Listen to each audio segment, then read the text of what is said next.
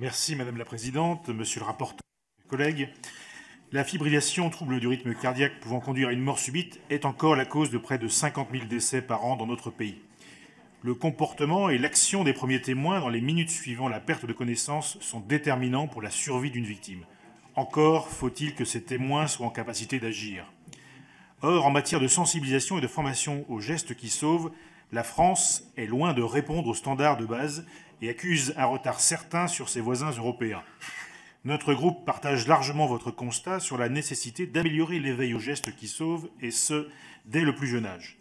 À titre d'exemple, en Norvège, les élèves de 7 à 16 ans sont formés aux gestes de base dans le cadre scolaire par leurs enseignants depuis 1961. Vous proposez de décliner ce volet formation à 3 moments de la vie d'une personne. Dans le cadre de l'enseignement primaire, dans le cadre du permis de conduire et dans le cadre de l'entreprise avant départ à la retraite. C'est bien, mais cela nous semble trop peu. L'assimilation, c'est l'art de la répétition. Les études montrent que les gestes doivent être régulièrement révisés pour être complètement intégrés. J'aurais donc 2 questions à la lecture de votre texte. Pourquoi ne pas avoir inclus l'enseignement secondaire dans votre proposition ? Pourquoi la formation doit-elle se faire avant un départ à la retraite et non pas tout au long de la vie professionnelle ?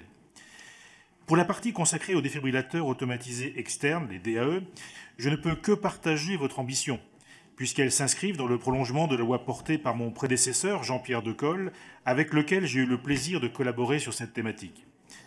Le défibrillateur est un maillon essentiel dans la chaîne de survie. Je ne peux m'empêcher d'ailleurs de rappeler que mon prédécesseur mettait à disposition une bonne partie de sa réserve parlementaire pour aider les communes à acquérir ce type d'équipement. Nous avons d'ailleurs la preuve que cette initiative a sauvé des vies.